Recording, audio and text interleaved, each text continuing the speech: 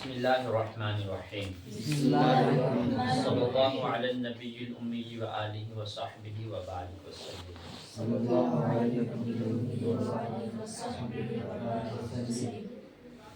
یہ کتاب گلستہ ہے جو شیخ سعدی شیرازی رحمہ اللہ کی لکھی ہوئی ہے، فارسی زبان میں ہے، بہت سارے اس میں ابواب ہیں۔ ہم اور آپ نے باب ہشتم پڑھنا ہے انشاءاللہ تعالی۔ اس کتاب کو پڑھنے سے پہلے آپ نے فارسی زبان میں دو کتابوں کو پڑھا ہے، ایک فارسی کی پہلی اور دوسری گلزار دبستان۔ ان دونوں کتابوں سے پہلے، یا یہ کہہ لیجئے کہ فارسی کی پہلی کے ساتھ ساتھ آپ نے فارسی گرامر میں تسہیل المصادر کو پڑھا ہے۔ تسہیل المصادر میں فارسی زبان کے قواعد ہیں، ضوابط ہیں، رولز ہیں، وہ آپ نے یاد کیے ہوئے ہیں۔ آپ کو اب ان پر عمل کرنا ہے، یعنی دیکھنا ہے کہ ہم یہ جو فارسی پڑھ رہے ہیں یہ کیا ہے، اسم ہے، فعل ہے، حرف ہے، ماضی ہے تو کون سی ماضی ہے، ماضی مطلق ہے کہ قریب ہے کہ بعید ہے کہ استمراری ہے کہ احتمالی ہے کہ تمنائی ہے، اگر مضارع ہے تو معروف ہے کہ مجہول ہے، امر ہے یا نہیں ہے، اس میں فاعل ہے یا اس میں تفضیل ہے۔ جو آپ نے تسہیل المصادر میں پڑھا ہے اب اس کو یہاں اس کتاب میں آپ نے غور و فکر کرنا ہے۔ رہے نئے الفاظ، مفردات، کہ ان کے معنی اگر آپ کو نہیں معلوم، اولا تو ہم جب پڑھائیں گے وہ بتائیں گے، لیکن اگر آپ کے ذہن میں وہ معنی نہیں بیٹھ پائے اور آپ کسی لفظ کا معنی دیکھنا چاہتے ہیں تو آپ کو فارسی ڈکشنری اٹھانی پڑے گی، فارسی لغت اٹھانی پڑے گی۔ جیسے میرے پاس جو ہے یہ لغت کشوری ہے فارسی زبان میں، اس میں جس لفظ کو آپ نے دیکھنا ہے اس لفظ کو آپ یہاں ڈھونڈیں گے۔ مثال کے طور پر ایک لفظ ہے لفظ جنگ اور ایک ہے جنگ، جیم کے فتح کے ساتھ اور جیم کے ضمے کے ساتھ، تو دونوں کا الگ الگ معنی ہے۔ کیا معنی ہے؟ تو یہ آپ جیسے اس میں صفحہ نمبر 201 پر ہے، جنگ کا معنی ایک لڑائی دیا ہے، اور جنگ جیم پہ پیش کے ساتھ معنی ہے بڑی بیاض جس میں ہر قسم کے اشعار و مضامین وغیرہ مندرج ہوں۔ یہ بتانے کا مقصد یہ ہے کہ اس کتاب میں جو نئے الفاظ آئیں گے اگر آپ ان کے معنی دیکھنا چاہتے ہیں تو یہ لغت کشوری آپ کو خریدنا پڑے گی، ٹھیک ہے؟ مولوی بننا بہت آسان نہیں ہے، اس کے لیے بڑی محنت کرنی پڑتی ہے۔ تو اولا تو یہ کتاب آپ شاید پہلی مرتبہ دیکھ رہے ہوں گے، فارسی زبان کی لغت، جہاں تک ہو سکے آپ اس کو خرید بھی لیں گے تاکہ آپ کو فارسی سے اردو میں ترجمہ کرنے کی آسانی ہو، یہ مفردات آپ کے ذہن میں بیٹھ جائیں۔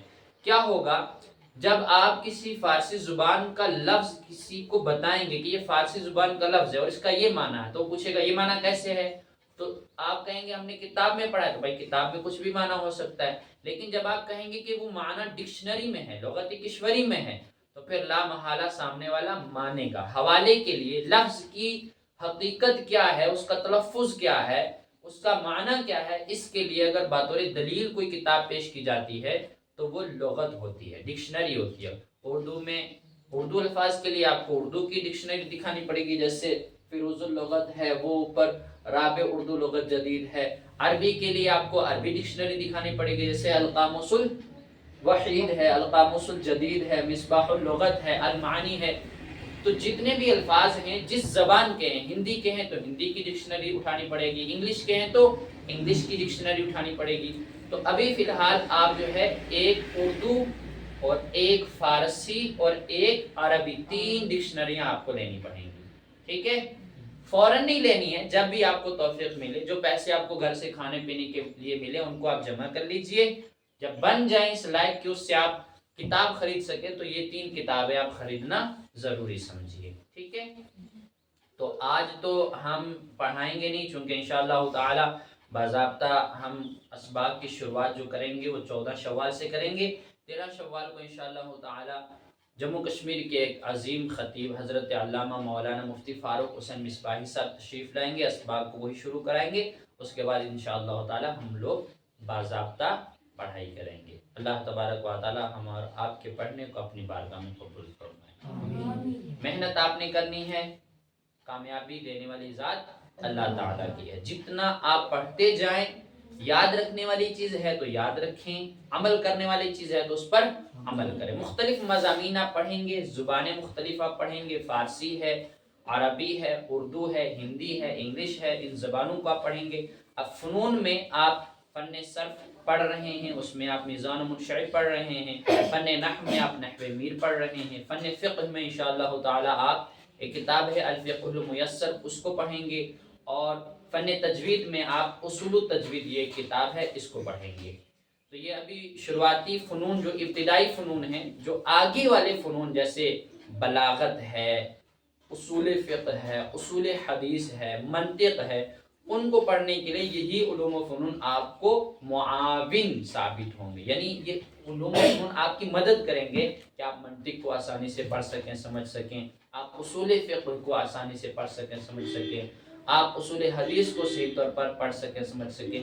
اور ان ساری چیزوں سے جو اصل مقصود ہے وہ ہے قرآن کریم کو ترجمے اور تفسیر کے ساتھ پڑھنا، قرآن کریم کو سمجھنا کہ اللہ رب العزت نے اس میں ہمارے لیے کیا کیا احکام بیان کیے ہیں اور کن کن چیزوں سے اللہ نے ہم کو روکا ہے. تو اس کو پڑھ کر ہم اور آپ کو اس پر عمل کرنا ہے، اور پھر پوری دنیا تک قرآن کریم کی تعلیم کو عام کرنا ہے. ٹھیک ہے؟